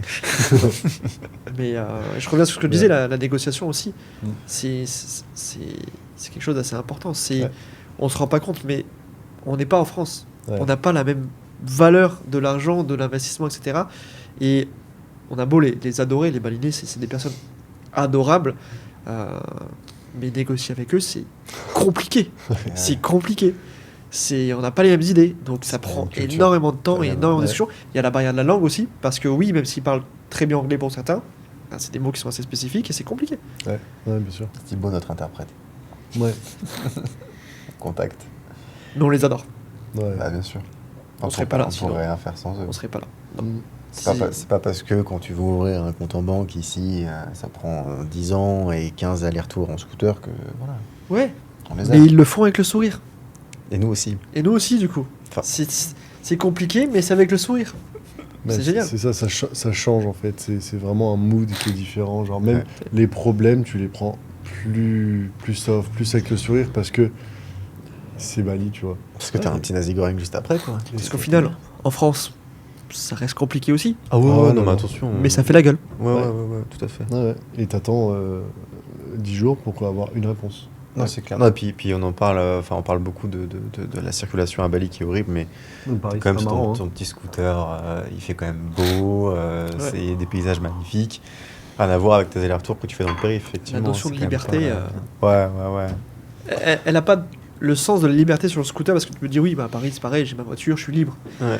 Non, c'est pas la même chose. Non. Tu prends ton scooter, tu peux être. Alors, ne le faites pas, il faut mettre un casque, mais tu peux être sans casque, etc. Alors, c'est interdit, hein. Mais enfin, nous, on met tous le casque ici. Hein. Bien sûr. On le met tous. Disclaimer. Mais cette notion de liberté où tu prends ton scooter, tu vas te balader, tu vas à 6h du matin, t'es entre les rizières, etc. Tu te sens... Il n'y a pas pareil ailleurs, quoi. Ouais, c'est vrai. Et pour extrapoler, tu vois, c'est même quand je me dis, le côté un peu aigri. Alors, je suis de Paris depuis que je suis né, hein, donc le côté un peu aigri de l'Île-de-France. Tu vois, juste si tu vis dans le sud de la France, le soleil, etc. Déjà, il joue sur toi, sur ton mental, sur les gens, tu vois un peu. Je dis pas bien que sûr. Tous ceux Paris c'est des connards et tous ceux qui sont dans le sud sont incroyables, mais c'est ce que tu dis en off. Hein. mais tu vois, t'as ce côté un petit peu, tu vois, juste le soleil, le sud de la France joue sur ton humeur, etc. Donc je me dis, en fait, Bali, c'est la même chose. Bali, c'est ce côté où le cadre de vie te met dans un mood où t'es bien. Et donc, en fait, pour tout ce que tu vas faire après, tu seras forcément bien, tu vois. Ouais. Quand il y a de la pollution, il pleut, les gens sont aigris, le métro, il est heure de pointe, il est blindé, tu dois attendre le prochain, etc. T'es dans un mood, t'as pas envie de rentrer bosser, quoi. as envie de te prendre une douche et de te coucher, quoi. C'est clair. Donc, C'est clair.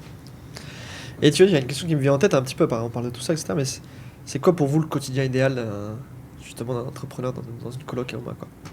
5 heures, douche froide, 20 pompes. méditation. Ouais. C'est l'armée, hein.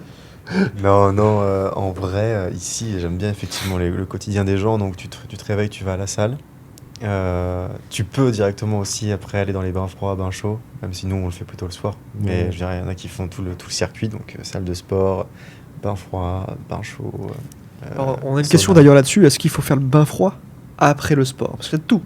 Des fois, on nous dit que c'est bien après le sport. Des fois, non, il faut le faire 4 heures après, sinon, t'as fait ton sport, ça sert à rien. C'est toi qui m'avais brisé mes rêves par rapport à ça. Je sais. Moi, j'allais tout le temps dans le bain froid, juste après ma séance de sport, vraiment juste après, et j'adorais ma routine. C'était mon quotidien merveilleux. Puis Thibaut, qui avec des sources en plus, me dit: ah non, mais tu sais, tu arrêtes, tu arrêtes ton développement musculaire, enfin je sais plus comment ça s'appelle, mais en gros pour tes vaisseaux sanguins, en fait, quand tu fais ton sport, ils s'ouvrent. Donc du coup, ton sang circule, etc., et développe tes muscles. Ouais. Mais au final, tu vas dans le bain froid, tous tes réseaux, ton sang, tous tes réseaux sanguins se recroquevillent sur eux-mêmes. Et donc du coup, ton sang circule plus. Voilà, il me l'avait dit plus ou moins comme ça, il avait brisé tous mes rêves. Ouais. Ma vie s'était un peu écroulée à ce moment-là. Surtout que je venais de réaliser que ça faisait 1 mois et demi que ça se trouve, du coup, je m'entraînais pas pour rien, mais en termes d'esthétique en tout cas, oui. Quelle était ta question? J'ai oublié.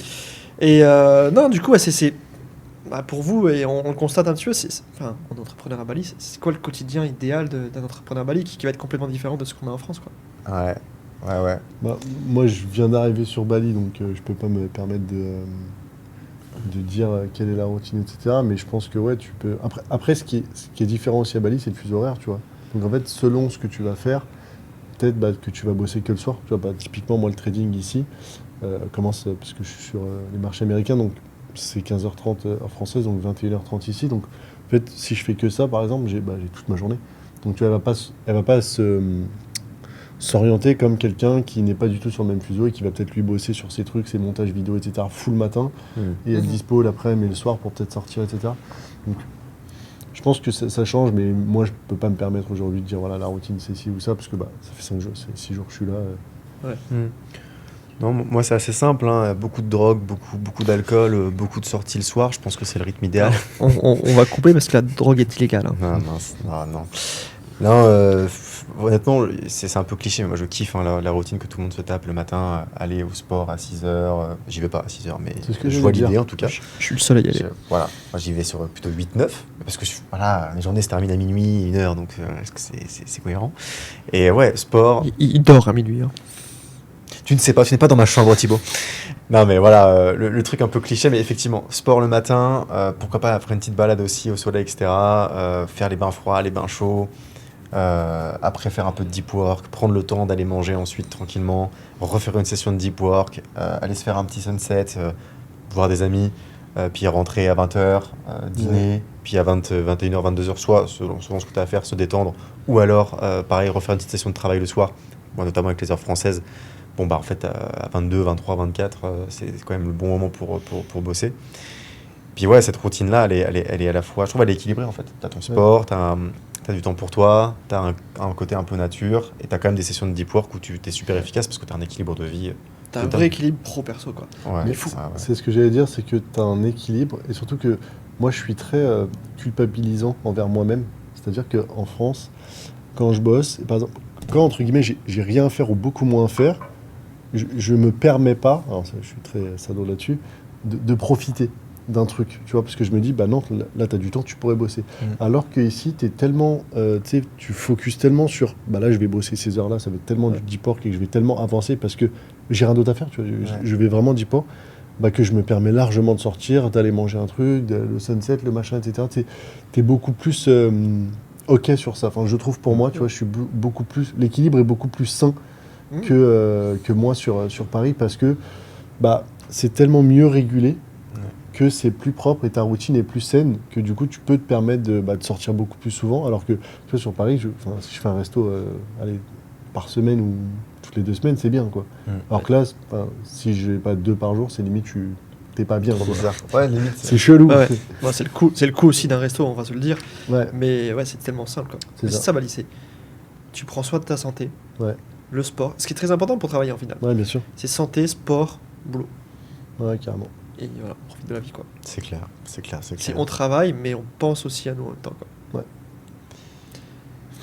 Est-ce qu'on peut parler un petit peu de la prochaine édition Ouma? Parce que c'est vrai qu'on en a parlé, Ouais. hein, Ouma. Bah, c'est un peu le Ouais, ça but, peut être enfin. intéressant de parler de la prochaine édition, de la vision aussi, pour que tout le La monde puisse vision se aussi. voir. Ça va être quoi, Ouma, Ouais. quoi. En fait, ça va de pair. Finir par notre ça, quoi. vision et la prochaine édition, ça va Ouais, de pair. Ça va ensemble. Là, on est sur l'édition d'octobre. On a une vingtaine d'entrepreneurs, d'entrepreneuses. On continue en novembre. Ouais. En novembre, on continue. A priori, avec 2 villas, peut-être 3. Là. Au moment où on discute, là, c'est en train de se faire. 2 minimum. Ça dépend de vous, 3. hein. Ça dépend de vous. Décembre, pareil. Initialement, on voulait faire un point sur tout ça et essayer de se réorganiser pour 2026. Tel que c'est en train de se dessiner, c'est possible qu'on en fasse 1 ou 2 quand même. C'est possible, ouais. L'idée, c'est vraiment de se poser et de vraiment faire le plan 2026 pour pouvoir vous accueillir au mieux, quoi.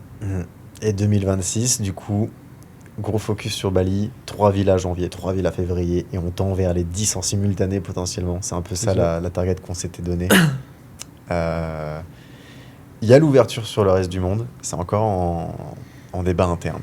Ouais. Parce que justement, on fait les choses bien aussi, donc il faut savoir qu'on est très bien structuré. Alors, à Bali, on a pris le temps d'avoir une belle structure, une entreprise locale avec nos contrats, etc. Et ouvrir à l'étranger, ça veut dire aussi réouvrir des entreprises un peu partout pour pouvoir être dans les clous. Et donc ça prend du temps. Donc effectivement, il y en aura sans doute par-ci, par-là, et de l'argent. Et ça dépend de vous, mais aussi de lui. Si vous voulez investir, vous pouvez. Hein.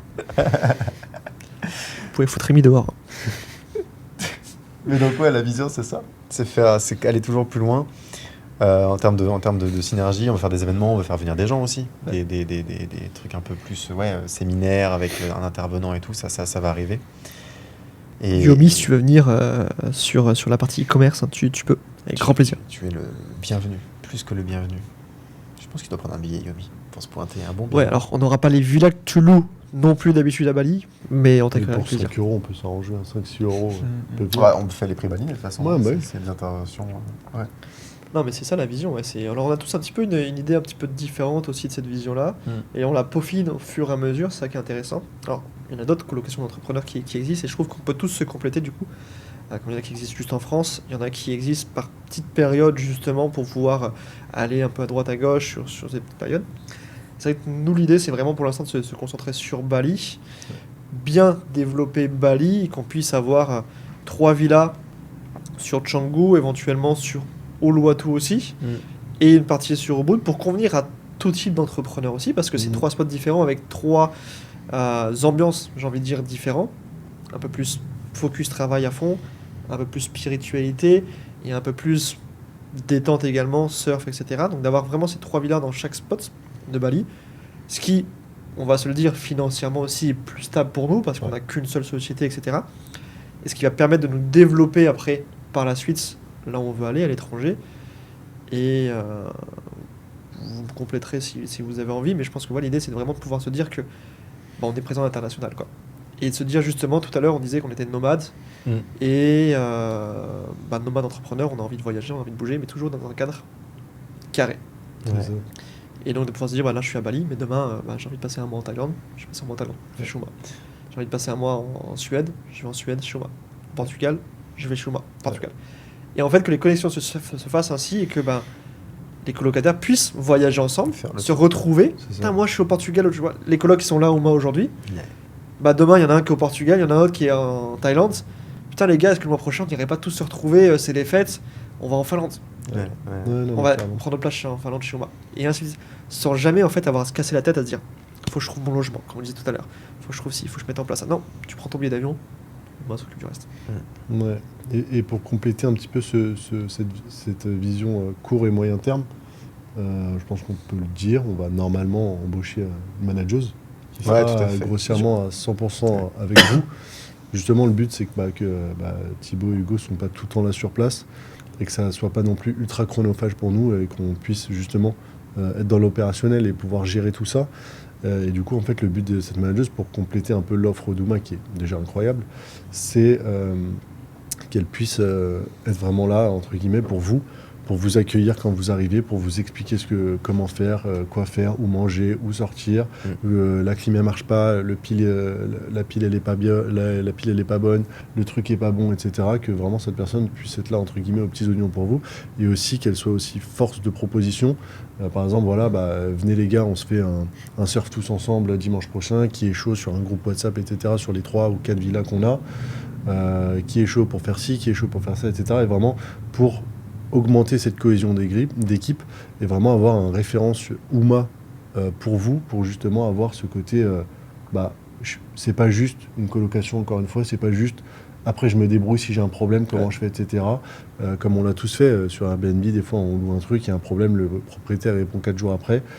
J'ai des appartements, donc je sais ce que c'est, j'essaie d'être au plus réactif possible quand c'est pas les conciergeries qui gèrent.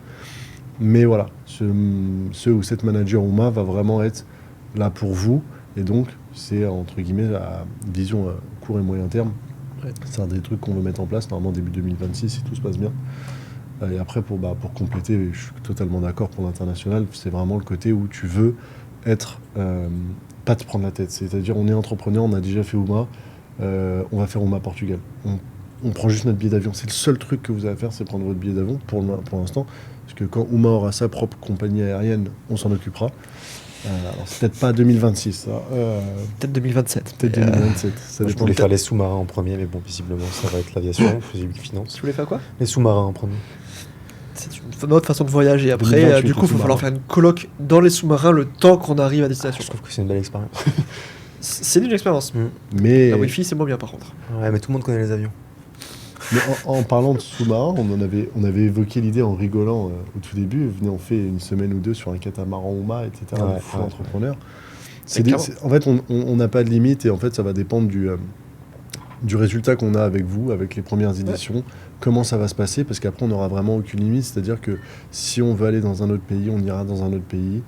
On pourra s'implanter un petit peu partout et le but, c'est vraiment d'être à l'international, mais aussi sur plein d'aspects différents, c'est-à-dire que là on parle uniquement des colocations, mais à terme si on peut avoir plus entre guillemets de tentacules à la pieuvre, ça va être incroyable pour vous permettre en fait d'avoir vraiment un écosystème UMA qui vous permet de ne pas avoir à réfléchir et comment je fais, comment je regarde ça et les prix c'est comment, et là c'est moins cher, mais si je le prends là c'est vraiment le but, c'est vraiment d'avoir vraiment tout un écosystème le plus grand, le plus puissant et surtout le plus à l'international que possible.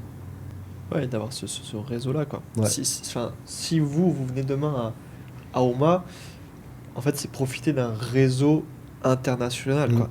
C'est UMA, j'ai un réseau worldwide, je vais où je veux, quand je veux, entre guillemets, je fais partie de cette communauté-là, et si j'ai envie de me déplacer, je vais là, je vais focus à cet endroit-là, je vais retrouver mes colocataires à cet endroit-là, je fais mon réseau à cet endroit-là, dans des colocations, et comme tu disais, ça peut être aussi, parfois on a nos maisons qui sont là partout, on peut voyager entre les maisons, etc., continuer à focus.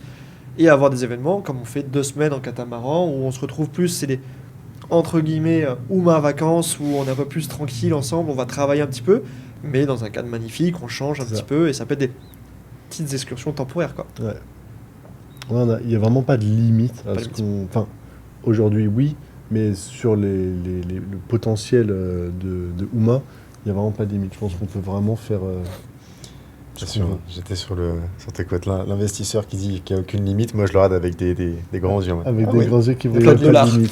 S'il n'y a pas de limite, alors... C'est pour ça que je précisais pour l'instant aussi. Je sais pas si j'ai phrase, tu l'as zappé un petit peu. J'ai vu la reprise. Non, parce que tout à l'heure tu l'as pas dit, là tu l'as redit. C'est tout le but de cette session. Octobre-novembre aujourd'hui, c'est pour voir s'il y a une réelle demande du marché, voir si on arrive à faire fonctionner aujourd'hui cette entreprise. Et dans ce cas-là, il n'y a pas de limite et on avance étape par étape, quoi. Pour le dire avec d'autres mots, on est en train de flirter avec Rémi. On lui montre à quel point mais c'est merveilleux. Le soir, je vois qu'ils essayent un petit peu flirter avec moi. Mais non, ça n'a rien à voir, ça c'est un autre contexte. Ah, ça c'est autre chose ? Ouais, c'est encore autre chose. Moi, j'aime bien en tout cas. Ça me moi aussi, j'adore. Mais on va accentuer. Pour faire suite à un petit peu à peut-être qu'on va attaquer après, c'est-à-dire les désillusions peut-être. Je pense qu'en toute transparence, aujourd'hui, on n'est pas non plus des bénévoles. C'est-à-dire qu'on ne va pas faire ça bénévolement, et je pense que vous en doutez, on est des entrepreneurs. Évidemment qu'il y a l'humain qui joue et qui est très intéressant pour nous, mais spoiler alerte, on n'est pas du tout rentable. C'est un fait, je pense que vous vous en doutez, c'est la première édition, va falloir qu'on calibre pas mal de choses, qu'on revoie peut-être notre offre, notre proposition, comment on fait, les coûts d'acquisition, etc. Je pense que ça vous parle un petit peu à tous, ce dont on parle là, mais on n'est pas rentable et on ne va pas le faire bénévolement tout le temps. C'est-à-dire que si pendant 6 mois on n'arrive pas, on va devoir changer des choses, etc. Mais donc l'une des désillusions, en tout cas, qui n'en est pas une vraiment, parce que je pense qu'on s'y attendait, à pas marger sur les points d'addition, mais c'est quand même, entre guillemets, une défaite, même si on la prend avec beaucoup d'intelligence et je pense de réflexion par la suite. Je pense que on n'est pas rentable, c'est un fait. Comment on va pouvoir rebondir là-dessus et comment on va pouvoir travailler là-dessus pour justement essayer d'être rentable par rapport à ça, justement pour pouvoir développer pour vous et pour nous aussi tous les aspects d'Ooma qu'on veut amener, qu'on a parlé sur les autres pays, sur les différentes formes que Ooma peut être, etc. Puis je rebondis là-dessus, notre désillusion aussi. Enfin, c'est pas une désillusion, mais c'est que c'est très compliqué, peut-être à ce côté rentabilité, mais il y a une gestion humaine. Et on va se le cacher, on est tous humains, etc. On fait ça parce qu'on aime faire ça, on aime travailler avec l'humain, mais c'est ce qui est le plus compliqué à gérer aujourd'hui. Bien sûr. Et il y a le côté, oui, on veut faire de l'argent en plus aujourd'hui, cette entreprise doit être rentable, mais on se confronte à une activité qui est peut-être l'une des plus compliquées à mettre en place. Surtout qu'on vient du digital tous. On vient tous du digital, on n'a pas non plus une grande expérience de ce type de business. Et là, c'est une belle aventure, une belle découverte de plein de sujets. Effectivement, les humains, on ne citera personne, mais il y a quand même des humains qui nous ont fait galérer, quoi. Qui nous ont fait galérer sur des sujets inattendus. On est tous pareils. Nous, on fait galérer des gens aussi. Bien sûr. C'est vrai que finalement, en fait, c'est un business un peu d'événementiel, d'hôtellerie. Il y a plein de choses qui se mélangent dans cette activité. Et même si effectivement là on se régale, c'est pas une désillusion comme tu dis, c'est juste un constat. C'est juste un constat. Mais en soi aussi, alors je ne vais pas dire qu'on n'a pas été les plus malins, mais je pense qu'on a vu très haut tout de suite, et parce que c'est dans notre nature. On s'est dit Bali, qui n'est pas forcément le plus simple. On s'est dit 3 villas, c'est pas forcément le plus simple. 15-20 colocs à gérer en même temps, c'est pas forcément le plus simple. Donc en soi, on a visé un petit peu le haut du panier, et malgré tout, on arrive à sortir, à respirer, on va pas dire à sortir la tête de l'eau, mais à respirer tranquillement de temps en temps. Et donc c'est des gros green flags pour moi, même si dans le fond c'est un red flag, mais il y a énormément de green flags qui nous permettent de nous dire ok, c'est bon, ça plaît aux gens. Les gens, je pense qu'en même pas 3 jours, je pense qu'on a eu la réponse j'avais même pas encore atterri à Bali, qu'eux me disaient ok, c'est bon, on tient le truc. Maintenant, on n'est pas rentable. Il y a plein de choses qui vont pas, on va travailler dessus. Mais ok, c'est bon. Ooma, ça parle. Ooma, les gens sont contents. En 3-4 jours, les gens ils étaient déjà en train de faire des trucs ensemble, de s'organiser du machin. J'ai vu passer moi j'ai envie de faire un paintball, j'ai envie de faire un quad, j'ai envie de faire machin, etc. Ok, l'esprit Ooma, il est rentré, les gens l'ont compris. Le poste, entre guillemets, j'arrive à Bali et je fais partie de l'aventure Ooma. Je pense que ça, il est ok. Maintenant, ça va être à nous de travailler en amont sur qu'est-ce qu'on va pouvoir vous proposer pour vous proposer toujours les meilleurs services et les meilleures villas, le meilleur matériel, etc., le plus rapidement et forcément au meilleur prix. Parce que notre but, c'est pas non plus que, comme on l'a dit tout à l'heure, vous ayez une chambre à 7 000 €, parce que ça va poser problème. Donc tout ça, ça va être des choses qu'on va travailler. Donc c'est pas non plus une désillusion, encore une fois, c'est un constat qui est négatif, entre guillemets, mais où il y a énormément de positifs à aller chercher. Et donc en fait, malgré tout, je suis très content de ces défaites, parce que ça fait un peu cliché, mais c'est dans les défaites qu'on apprend. Et donc, au moins, on a énormément de green flags sur le côté, ok, Ooma est compris, Ooma est instauré, les gens comprennent ce que Ooma fait, c'est pas juste une colocation. Ouais, tout à fait. Messieurs, on va devoir doucement mais sûrement conclure. Nous quitter. Je vous rassure juste un petit point, c'est qu'on travaille. C'est pas une, c'est pas une colocation, c'est pas des vacances. On parle beaucoup de paintball, de surf, de paddle, de soirée, etc. Mais je vous rassure, 80% du temps, on travaille. Bien sûr. On a des événements business aussi, on en parlera peut-être plus tard. Et voilà. Il y a un mix. C'est l'équilibre de Bali. C'est l'équilibre de Bali. C'est l'équilibre. Est-ce qu'il y a des petits mots de la fin, messieurs ? Heureux d'être là avec heureux. vous, d'avoir fait en sorte qu'on soit tous les 3 ici à Bali, d'avoir sorti Rémi de sa grotte. de sa petite grotte à Paris et qui parle avec des gens. Parle avec des humains. T'as vu sur le podcast, aujourd'hui, il est nickel. et Ah, c'est génial. Comme un poisson dans l'eau. Très heureux d'avoir fait ça tous les trois ensemble, très heureux d'être là. Moi, je devais être tout seul à la base, et puis maintenant, c'est une super aventure. Quoi. Ouais. Donc merci à vous, les gars. Moi, je vais mettre le petit call to action. Si vous voulez participer à l'aventure Uma, n'hésitez pas. Les liens sont dans la description. Vous pouvez du coup remplir un petit formulaire. Il y a quelques questions qui vous seront posées. L'idée étant après que Thibaut ou moi-même, on vous appelle pour vous poser tout un tas de questions et réussir à vous mettre avec une équipe cohérente. Je dirais encore mieux, si vous voulez vraiment faire partie du réseau UMA, comme on le disait tout à l'heure, mondial, vous puissiez, avec cette aventure-là, avancer sur vos business et faire partie du nouveau Malte. Peut-être qu'on le coupera à la caméra, peut-être que j'ai pas le droit de le dire, mais n'hésitez pas, prenez contact avec nous, vous le regretterez pas. Merci.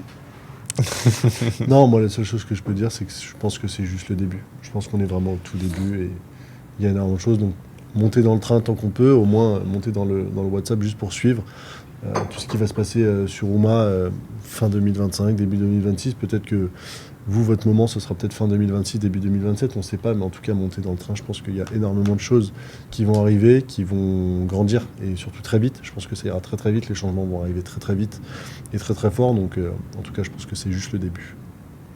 Merci de nous avoir écoutés et à très bientôt. Dans Merci. une nouvelle vidéo. Ciao, ciao. Ciao. Bye bye.